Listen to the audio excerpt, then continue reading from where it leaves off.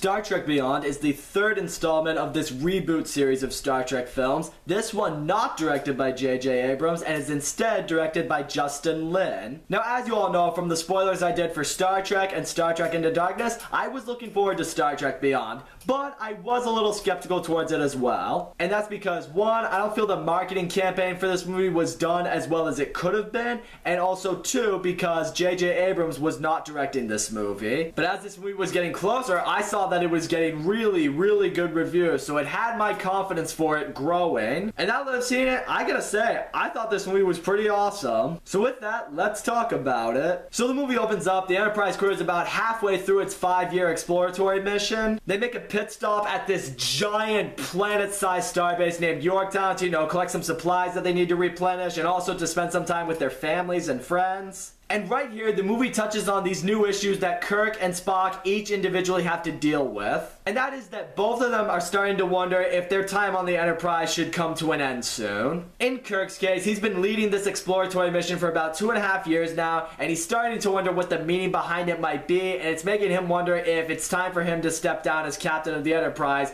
and go pursue something else in the Federation. Because in Kirk's case, he's still trying to live up to who his father was before he died, and he's starting to wonder if he can really do that on the Enterprise. And in Spock's case, he's discovered that his counterpart, Ambassador Spock from the original timeline, has passed away. So because of Elder Spock's death, and also because of his recent breakup with Uhura, Spock is now wondering if he should leave the Enterprise to continue his counterpart's work on New Vulcan. So already, I loved how this movie was touching on that Kirk and Spock, they still have their conflicts they're dealing with, they're still trying to uncover what their true destiny is, and what they're both meant for. However, the crew doesn't have that much time to rest, as an alien named Kalara has now crash-landed her escape pod onto Yorktown. She claims that she's the survivor from a horrible attack and that her ship and her crew are now stranded on the planet Altamid. So with that, the crew of the Enterprise, they set off on a rescue mission to help Kalara's crew, but it's on the way to Altamid that the Enterprise just gets ambushed by a giant swarm of ships that's led by an alien named Krall. I gotta say this right now, I thought this was a really awesome action scene. Not only does it look great visually, but also in the fact that all these ships are just swarming the Enterprise, they are just kicking the shit out of it. You feel, and the crew feels, that the ship is going to be destroyed. The Enterprise is like the main ship of Star Trek, so you sometimes fail to think that that's ever going to be destroyed. But it's in this moment, not only do you feel the ship is going to be destroyed, but with Krall and his really powerful henchmen coming onto the ship, you feel that people on the Enterprise are gonna get killed. This just helps make the scene intense, riveting, and just puts you on the edge of your seat. And that's awesome. But we also discover in this moment that Krall is after some sort of ancient alien artifact that Kirk had discovered in a previous mission. Kirk knows that Krall is coming after this thing. He knows he's gonna stop at nothing until he has it. So with that, Kirk orders the crew of the Enterprise to abandon ship. Kirk and a few other members of the Enterprise are able to escape,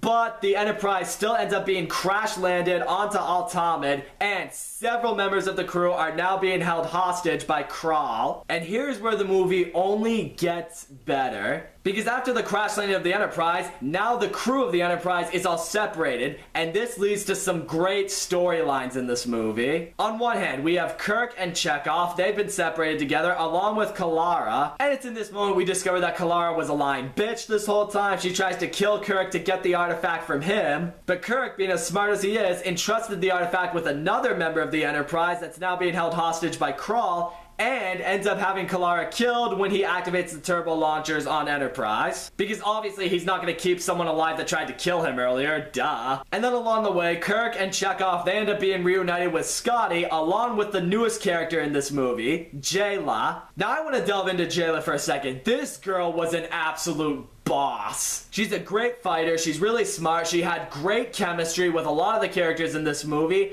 and I love the story that she has. She was just a really likable character that worked so well in this movie. And just before Scotty reunited with Kirk and Chekhov, he made a deal with Jayla that if he helped her repair her makeshift home, which was the USS Franklin, then she would help him reunite with the crew of the Enterprise. So while they're all working on repairs to the USS Franklin, we shift over to the other storyline in this situation, the one between Bones and Spock. Now, one of the things people did wonder about going into this movie was how the relationship between Kirk and Spock would be further explored upon. Because it really does leave you wondering where else this relationship can be built upon. I mean, they started out hating each other in Star Trek. They began to understand each other more by the end of Star Trek, and by the end of Star Trek Into Darkness, they had finally accepted each other as friends. But what Star Trek Beyond chose to do so wisely is it focused much less on the relationship between Spock and Kirk, and it focused more on the relationship between everyone else on the Enterprise among each other. In particular, they focused on the relationship between Bones and Spock. Because what I really do love about Bones and Spock is how often Spock pisses off Bones. Because we all know Bones is a really uptight, really ill-tempered, really impatient kind of guy, and that makes it really hard for him to deal with someone like Spock who's always saying everything that's logical. It really does infuriate him sometimes, and it makes for some really funny moments here. But I also do love seeing the way Bones helps Spock along the way. I mean, not just treating for the wound that Spock suffered after the crash landing of the Enterprise, but also telling him that fear of death is what keeps them alive. It's not always important to be logical. Sometimes fear is what you need to keep yourself going. It made for some really funny moments and some pretty emotional moments as well. It was all great. Now, getting back to the USS Enterprise, we discovered that Uhura and Sulu, they're all being held hostage by Krall.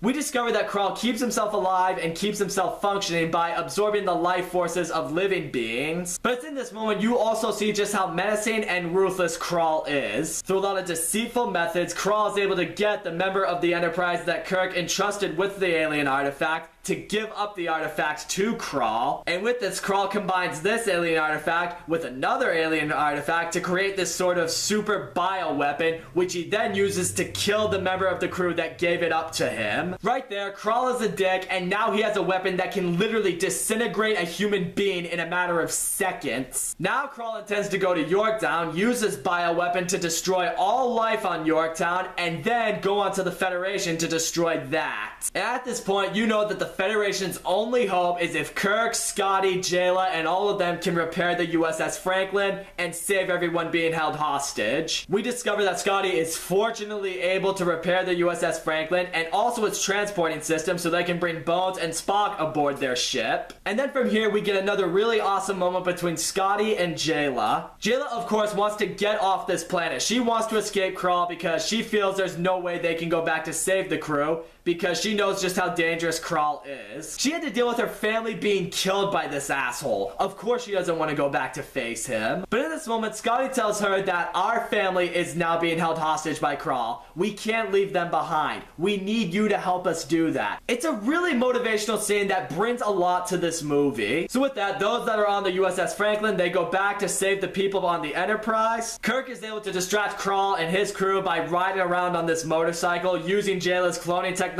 to make it look like there is like an army of him, while the others are able to free all the people on the Enterprise, get them aboard the Franklin. So yeah, now the crew of the Enterprise is saved, but Krall's still going after Yorktown. So now the crew knows it's all or nothing. They have to stop him. And now we get a really awesome space battle where the crew of the Franklin, they discovered how Krall's drone vessels operate. So with that, they disrupt Krall's communication with his drone vessels, and now they're able to destroy all of them. But Krall has still been able to make it to Yorktown, and it's also at this point that the crew of the Franklin, they've discovered more of why Krall wants to do this. We discovered that he was the original captain of the Franklin. He used to be a member of the Federation, and we discovered that he started to stray away from the Federation after the Federation made peace with some of their enemies. After Krall got stranded on Altamid, he believed the Federation left him there to die, and now he just wants to come back and make them pay. Kirk now sees that Krall is definitely beyond reason, and now he's just going after Krall. The two just brawl it out in a ventilation system where Krall intends to unleash the bioweapon to kill everyone on Yorktown. And at first, it looks like he's able to do that. You don't think Kirk's able to stop him, but just before he can, Kirk is able to send Krall and the bioweapon through a portal into space where the bioweapon kills Krall there. And then the movie ends with Kirk and Spock both accepting to stay in Starfleet and aboard the Enterprise. Jayla is made the newest member of the crew of the Enterprise. Spock and Uhura, they get back together, and now a new USS Enterprise is now being built. So all in all, like I said, I think Star Trek Beyond is a pretty awesome movie. I love seeing the returning characters back in this movie. They all continue to shine the way that they do. J-Lo was a badass chick. She was a great addition for this movie. Idris Elba continues to show that he is great at portraying villains. He did great in The Jungle Book, and he does great as Krall in this movie. He made Krall menacing, he made him ruthless, and you understood the motive behind his reasoning to do what he wanted to do. The visuals looked great. It was really cool seeing how Yorktown looked as a spaceport and how the planet Altamid looked. I just love what they've done visually with this franchise. The action sequences are exciting, they're intense. The writing in this movie was really good too. I mean, it had a good amount of emotion, but it surprisingly had a lot of funny moments to it. I guess that shouldn't be too much of a surprise. I mean, Simon Pegg did help write this movie. And in the end, although I don't think it's as good as Star Trek or Star Trek Into Darkness, I still think Star Trek Beyond is a really awesome Star Trek movie that everyone can go and have a really fun time with. Now before I go, some of you may have been wondering why I didn't wear a Star Trek shirt for this build-up series. Well, that's honestly simply because I didn't have the time to go out and buy one, but I still wanted to do something Star Trek related with my videos. And that is, I decided to wear shirts throughout this build-up series with colors that corresponded with the shirts that the crew of the Enterprise wear. You'll notice for my Star Trek spoiler, I wore a yellow shirt. For the Star Trek Into Darkness spoiler, I wore a blue shirt. And now for Star Trek and Beyond, I'm wearing a red shirt.